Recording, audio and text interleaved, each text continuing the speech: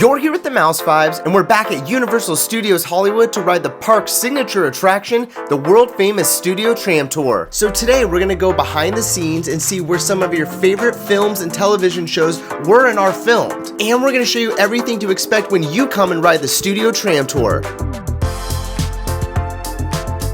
And we just got cleared for takeoff, so I want to introduce the most important person on our tour, the man who is literally keeping our show on the road today. Sitting up here with me is our driver, Garrett. Everybody say hi, Garrett. Hey, Garrett. Ah, there it is. Ooh, here's a new rule on the tour, no whistling. Okay, we got Garrett up here at the wheel. You got me, Aurora, on the microphone. We've got all of you beautiful people in the seats. We have one other friend who likes to say hello to every single tour, and you've already met him because he's the host, so that's my jam. His name is Jimmy Fallon, and here he is. Oh, hey there. You made it. Welcome to the Universal Studio Tour. I'm Jimmy Fallon. I'll be making sure that you get through this experience in one piece. You've got the very best guide. Aurora. And the greatest driver. Garrett. They're the best. I love them. Even though Aurora. owes me $5. I'm gonna keep it. I know you guys are excited to get on the tour, but first, a few safety rules. Okay, all of our safety rules are very easy, but they're important, so please do listen up. First of all, you can take as many photos as you like. Just remember that selfie sticks are forbidden on the tour, so if you are taking pictures, just use your phone by itself or your camera by itself, please. No selfie sticks, and make sure you turn off any bright lights or flash. Food and drinks are also welcome on board the tour. If you have refreshments with you, feel free to enjoy them, especially if they're going to help you stay hydrated and cool today. However, smoking is not permitted, so please no smoking, no vaping, nothing along those lines. The most important rule of the tour is remain seated at all times. Take the tram with you, and that way we know you're always safe and sound. Finally, be aware of this red emergency cord up above your head, because this is how you let us know if you need any kind of help, if you drop anything valuable, if you have sound or video problems or need medical attention, or if you just can't wait to use the restroom. Reach up and pull that red cord, we'll stop our tour, we'll help you out as fast as we can do that safely. So keep all that in mind, because we've left the theme park. And right now we're heading through our movie timeline. These beautiful posters taking us down the hill represent just a few of our favorite movies from more than 100 years of filmmaking. Our founder, Carl Laemmle, came out to California back in 1912. His big dream was to build an entire city dedicated just to making movies, so that's exactly what he did. And now, more than 100 years later, Universal Studios has released over 8,000 feature films, and Universal City truly is a fully functioning independent city with all the municipal services. This fire station here on your right, that's not a movie set. That's a real working fire station with real working firefighters. Yeah, no, take a picture of it. It's cool. Those guys keep us safe, like for real. We also have a hospital here. We have a bank, a post office. We've got our own zip code. We have everything that every other city would have, except for permanent homes. No one lives here. So that makes us the busiest city in the world with no citizens. But we are always busy. We're making movies, we're making TV shows, we're giving tours 365 days a year, rain or shine, so there's always something going on around here. And the majority of production on our lot happens in the front part of our property. Most filming is done inside sound stages, like stage 12 over here on the left. Stage 12 is a great place to start, because that one building has been the home to some of Hollywood's most iconic locations. Places like Frankenstein's lab, Dracula's castle,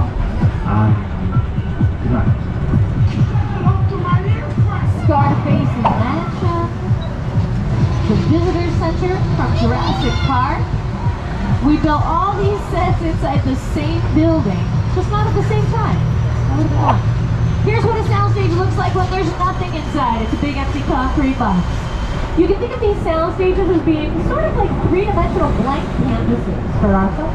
Right now we have 36 sound stages on our lot. And for the most part, like I was saying at the top of the hill, they're used for television. We have the Kelly Clarkson show, we have The Voice, we have a lot of scripted shows like Quantum Leap, the HBO series Hacks, the Peacock streaming show Bel Air does a lot of filming in stages 7 and 8, as well as stage 14, which we'll see in just a second.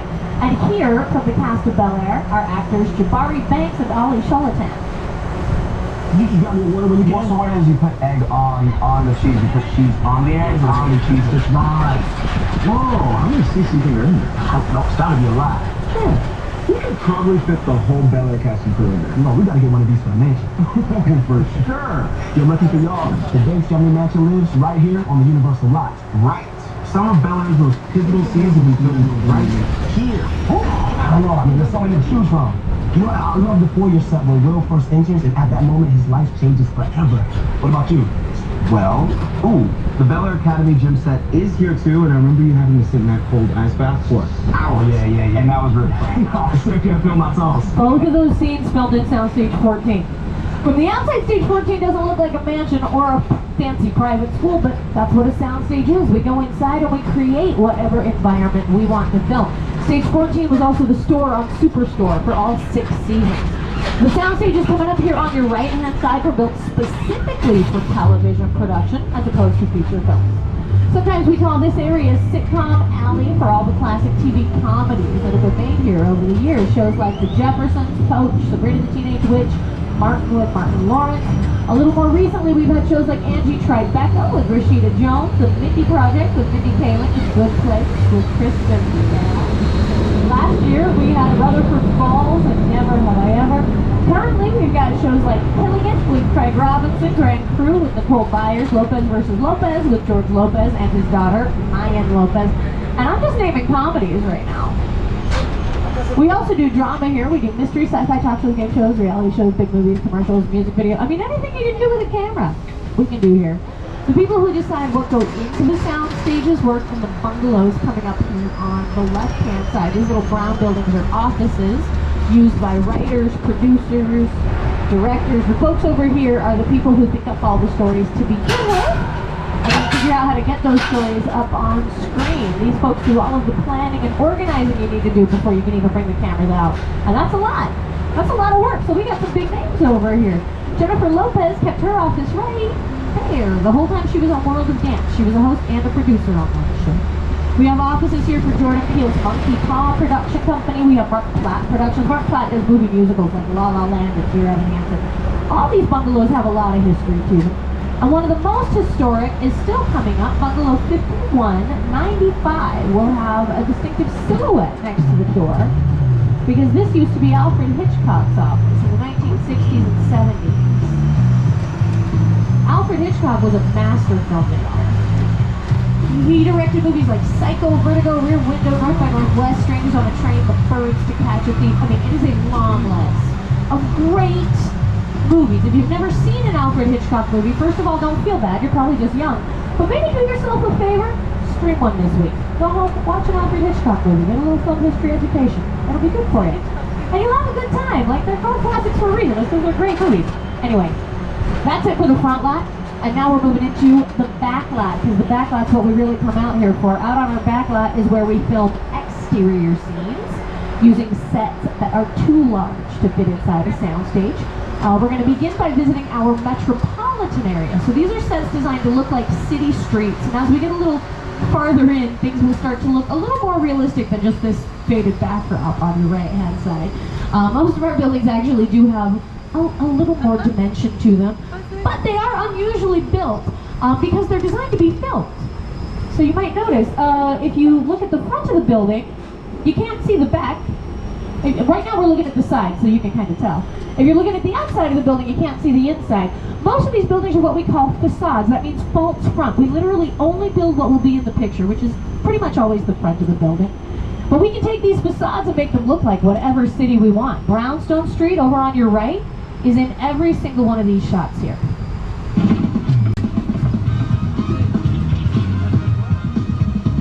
Over the years, our metropolitan sets have appeared on screen as Boston, Chicago, Washington, D.C., London, Paris, Hong Kong, San Francisco, Seattle, Detroit, Los Angeles, you name it.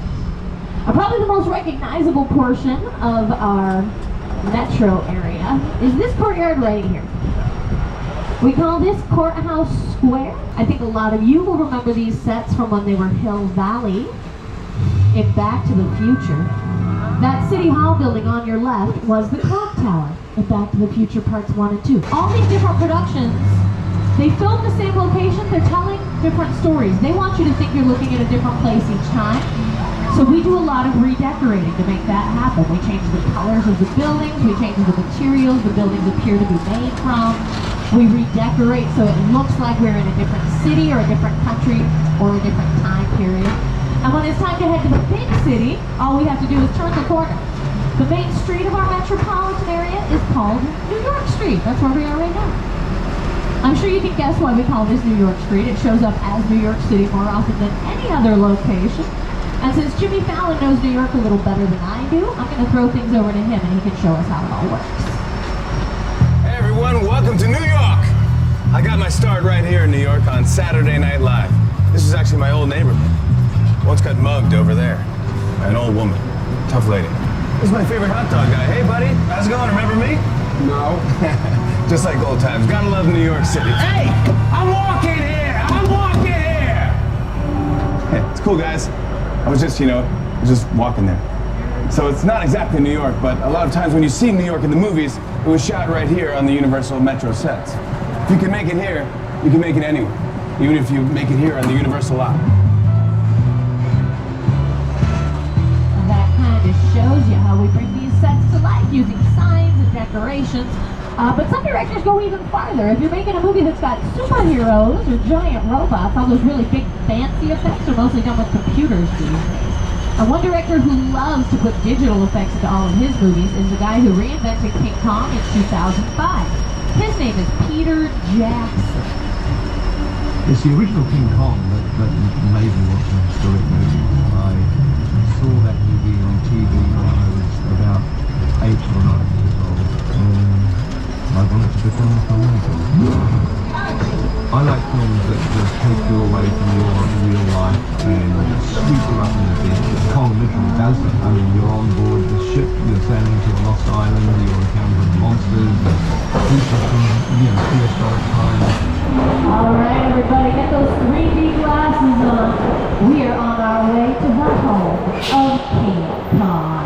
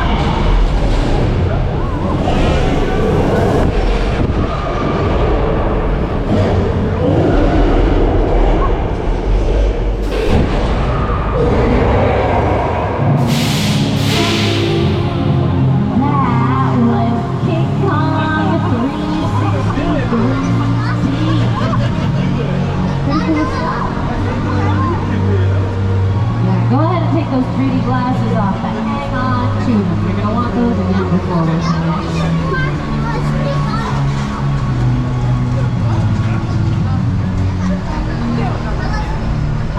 King Kong 360 3D is a massive digital surround experience built for us by the Weta Digital Workshop. That's Peter Jackson's crew down in New Zealand.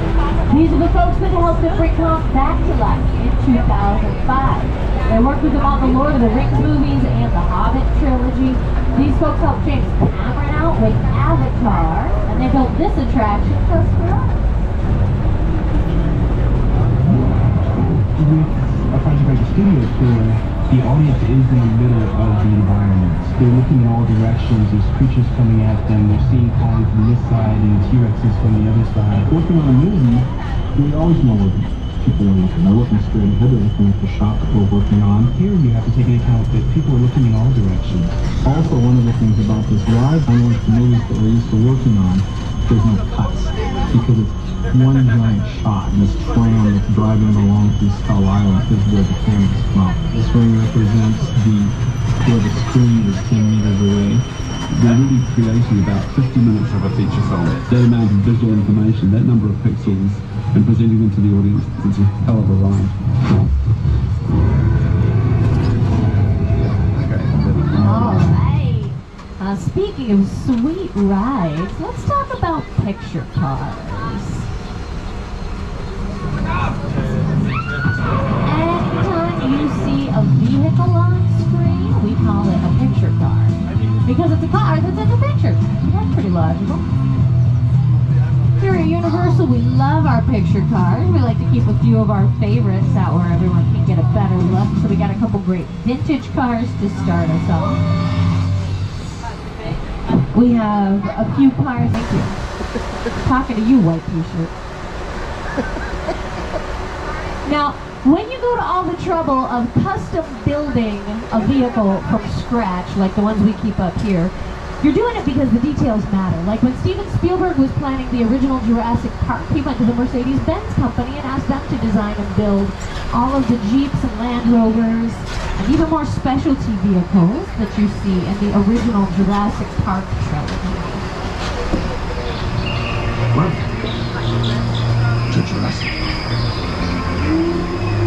So this next section of our property will be filled with props and vehicles from not just the first Jurassic Park movie, but also the Lost World Jurassic Park and Jurassic Park 3. So yeah, whole first trilogy. We got the big vehicles here. Too big to go on our picture car route, so they got their own stuff.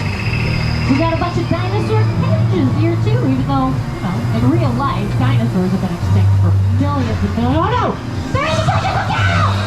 There was supposed to be a snake! I don't know what happened! Oh, so scary!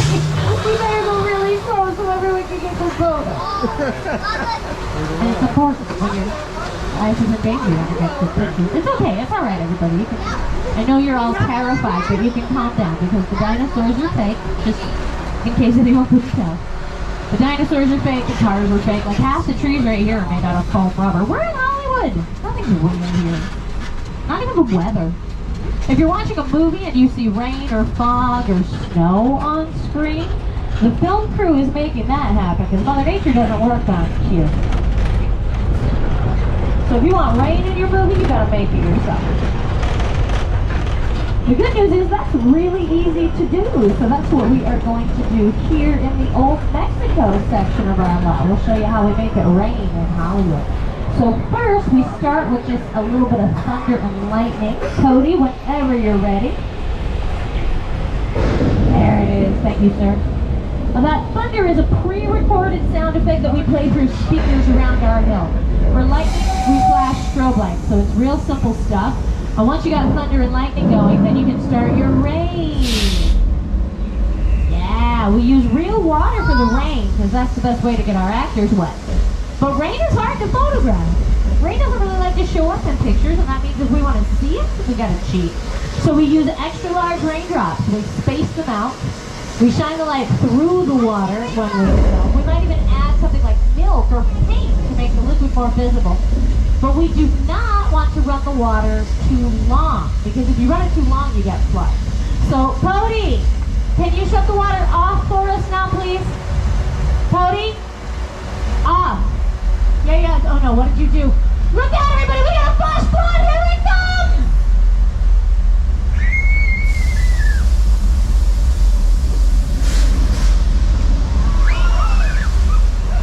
Yeah, we did the flood on purpose, too. Here's what our flash flood looked like in the movie Big Fat Liar with Paul Giamatti.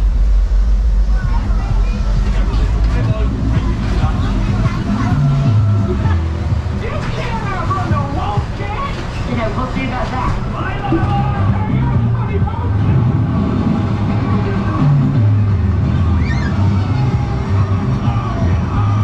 Okay, quick side note, I want to let y'all know we're hitting roughly the halfway point of the tour, so that gives you a general idea how much time is left. And it's a nice time to do a quick little safety reminder. So here's our graphic to remind everybody, please do stay seated at all times. Keep your hands on like 10 feet inside the tram. And remember, we have that red emergency cord above your head in case you need to call for assistance. And now I'd like to welcome you to the Old West. Around these parts, when we say Old West, we really do mean old. These Western sets include some of the oldest Hollywood structures still standing anywhere in the world. A couple of our Western buildings go back to 1916, when the movies were still silent. Some of Hollywood's most famous cowboys got their start right here. Guys like John Wayne and Kirk Douglas up on your screens right now. Over the years, these Western sets have seen lots of famous cowboy faces. I'm talking Robert Redford, Lee Van Cleef, Clint Eastwood, and this guy right here. This town ain't big enough for the both of us, Jimmy Brown. Well, I ain't going anywhere, Jimmy Brown.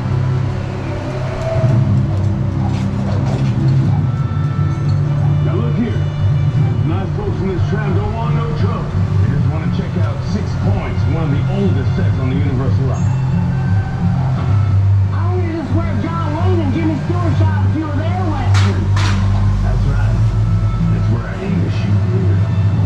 Oh, looks like a standoff. Well, we do still use our Western sets for more than just silly clips for the tour. You can see those sets in Once Upon a Time in Hollywood with Brad Pitt and Leonardo DiCaprio. I mean, at this point, every inch of our lot has been put on camera. The lake on your left-hand side is in a bunch of Desperate Housewives episodes. In the 1950s, that same lake was the home of the creature from the Black Lagoon. I love the creature from the Black Lagoon. Look at this face. Isn't he gorgeous? Designed by Millicent Patrick. He's beautiful. He's one of Universal's classic movie monsters. Now, Universal is known for being the monster movie studio. That's our claim to fame. But most of our monsters don't breathe underwater, so the ones that didn't live in the lake mainly got their start in the next location we're going to see. We're on our way to a village that we call Little Europe.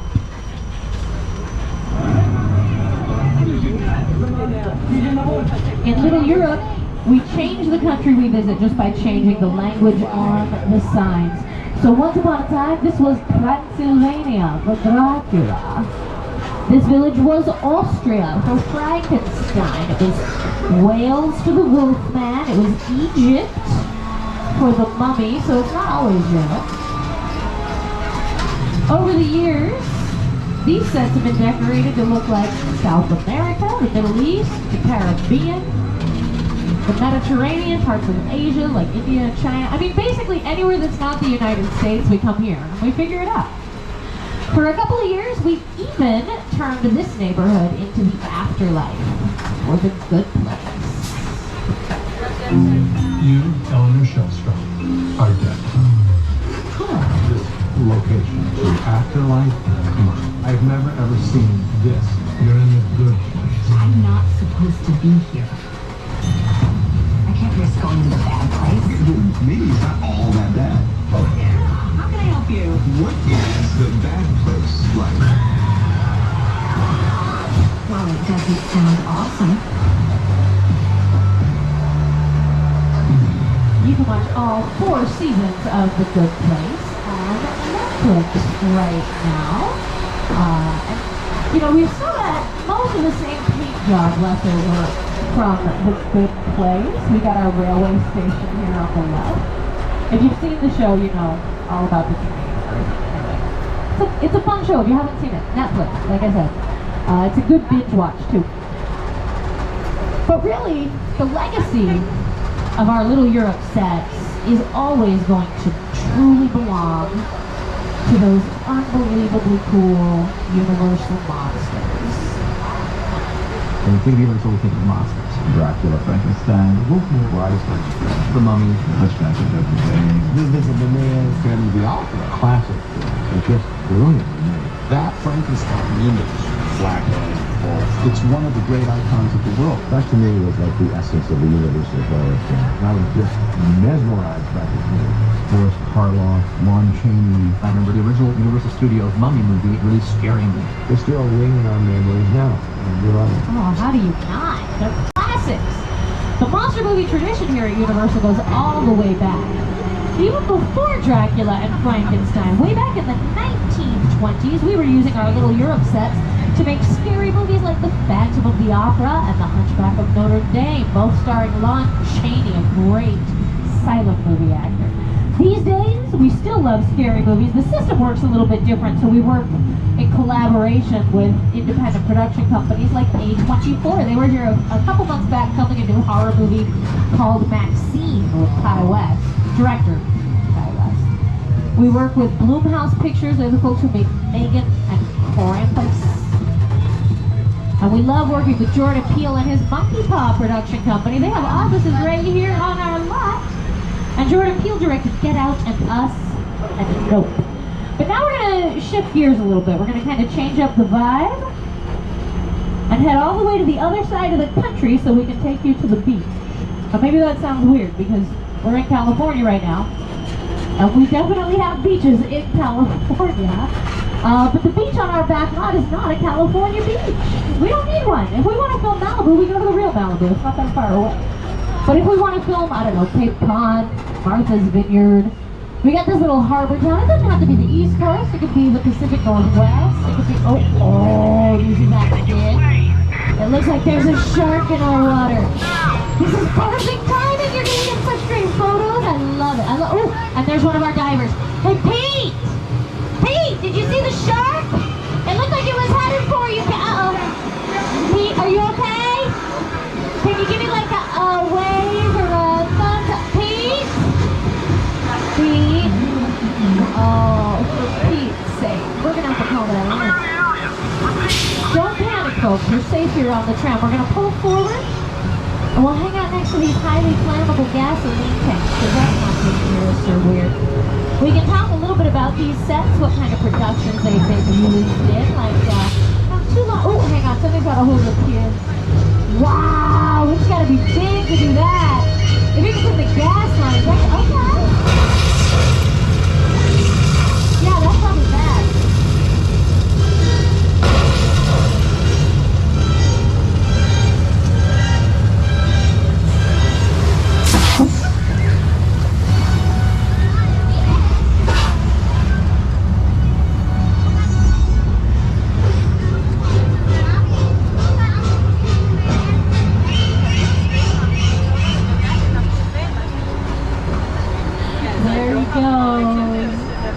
He's the most famous part of our Backlot Tour. That's Bruce, the mechanical shark. He's the only shark in the world that swims with backstroke. He's very talented, very professional, very well behaved. Very different from the shark Steven Spielberg worked with when he was filming Jaws. That shark was all kinds of trouble. And you don't have to take my word for it. That's much more of a shark. The shark was frustrating. It didn't really work all the time. It didn't work hardly at all. Wherever you were on the island, you could hear the radio systems. They were always saying, the shark is not working. Repeat, the shark. We just waited around. We just waited and waited. The shark was working well enough for a while there. So I really owe the shark a lot.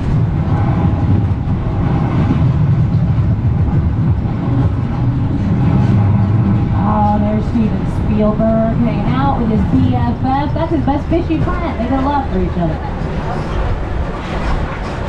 From here, we're going to be moving on up through the real estate portion of our tour. Coming up on the left-hand side, we get a quick look at our Elm Street. Now, there's no nightmares on that Elm Street. It's a different one. But it is where Boo Radley lived in To Kill a Mockingbird in 1962.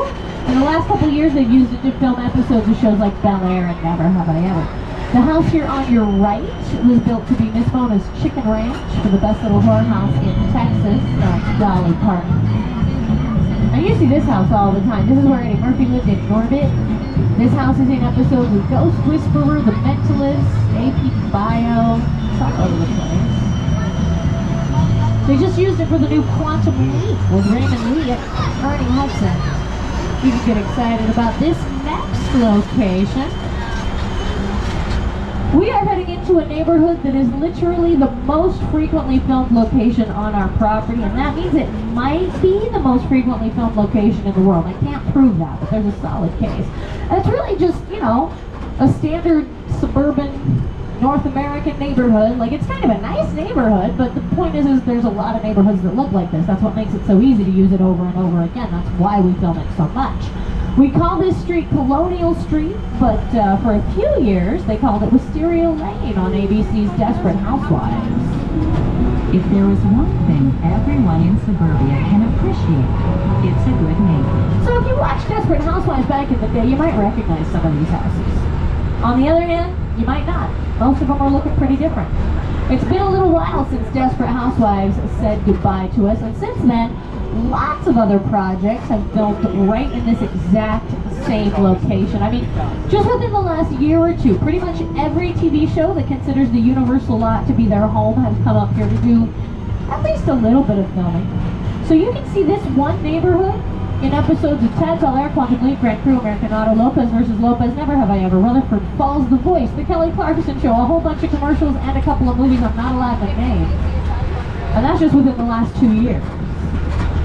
We've been filming this neighborhood since the late 1940s, so if you watch TV at all, it is almost impossible to not see this street sooner or later. But it's like we talked about earlier, when you're using the same location over and over, you want people to think it's a different place every time, so you make changes.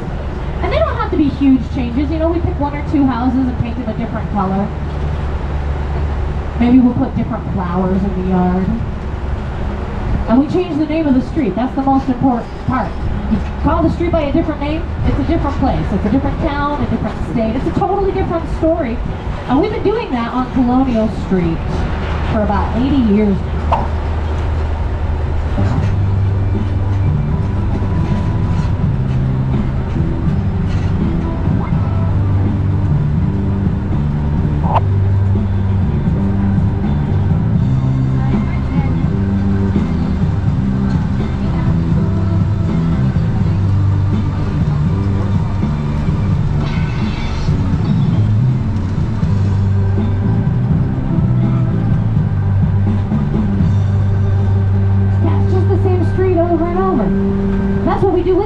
Part of our studio lot, including the road we're on right now. And this road doesn't even have any buildings on it, but we did that on purpose too, because some stories take place in the middle of nowhere. Like you can see our wilderness area in the Netflix movie Bird Box. Alright, quick progress report. We're about 15 minutes away from the end, so here's one last safety reminder. Everybody please do stay seated at all times, and remember we got that red emergency cord up above your head. And next up we got a few more picture cars to look at. Now these cars here are not as formal as the ones we saw earlier in our picture car row. These cars don't get their own signage because honestly they tend to come and go. Things are kind of casual up here. These cars will leave and come back. We never know what we're going to find up here.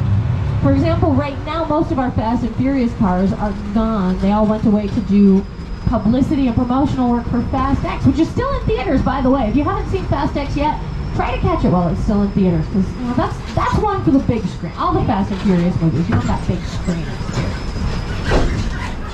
Here we have another historic location from 1960. This is the Bates Motel, where Norman Bates had all of his victims in the movie Psycho. It looks like they're just starting to get ready for Halloween here. Halloween comes early at Universal Studios. Up at the top of the hill is the Psycho house where Norman lives with his mother. And the Psycho house is neat. It's built slightly undersized. So when you stand at the bottom of the hill and look up, it looks like the house is farther away than it really is. That makes the hill look taller, makes everything a little bit scarier.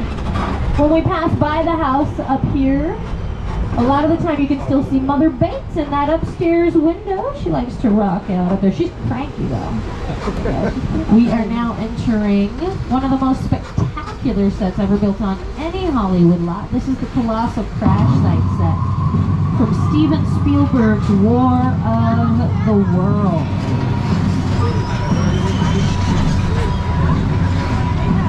That's a real 747 over there, and it was destroyed on purpose in 2005 to film this unbelievable scene. This is War of the Worlds, starring Tom Cruise and Dakota Fanning. Now, there's a lot of directors who probably would have settled for a computer-generated plane, but not Steven Spielberg. He went with the real deal. Steven Spielberg's been working with Universal for a very long time, and he is only one of the many legendary directors that Universal has worked with over the course of our history. I mean, we worked with Alfred Hitchcock back in the day. We worked with Ridley Scott, James Cameron, Ron Howard, Jordan Peele, who I've already mentioned a couple of times. Jordan Peele's most recent movie was Nope, and we're going to take you through some of the sets from Nope right now. So here to show us around is the man himself. Allow me to introduce director Jordan Peele. Movie magic only happens when a team of collaborators, often in the hundreds, work together to take an impossible movie and bring it to life. This is Jupiter's Planet, a nostalgic, small-time Southern California amusement park owned by former child star Ricky Juke Park.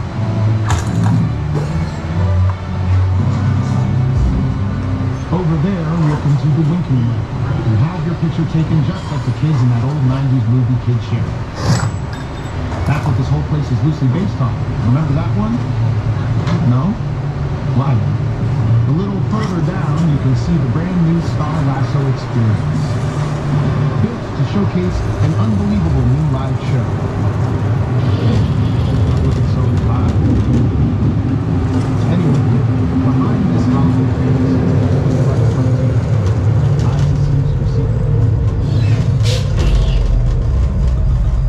it is smack dab in the center of the European hotspot. Welcome to the world.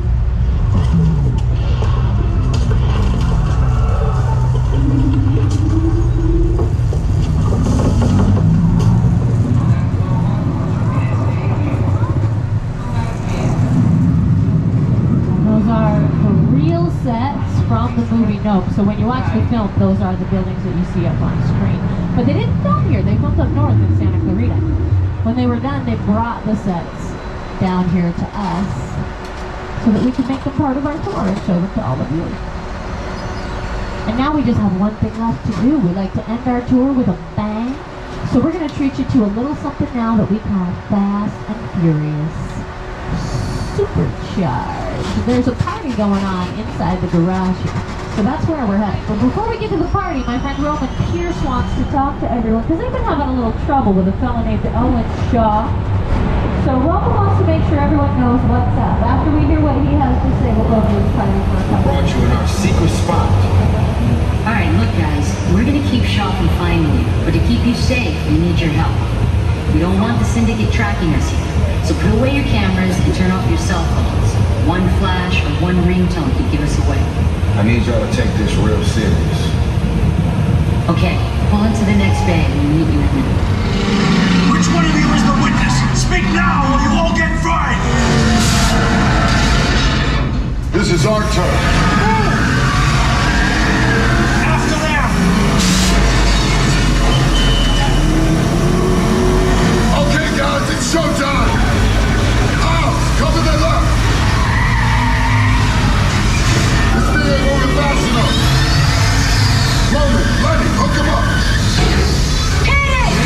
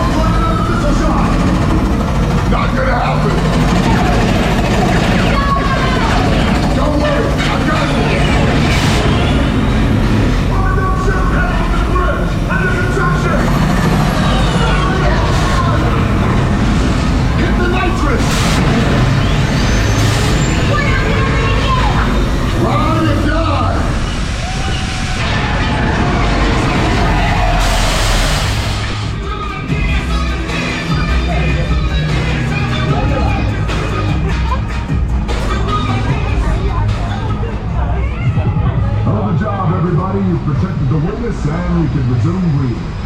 You know it's crazy out there. You gotta try hard.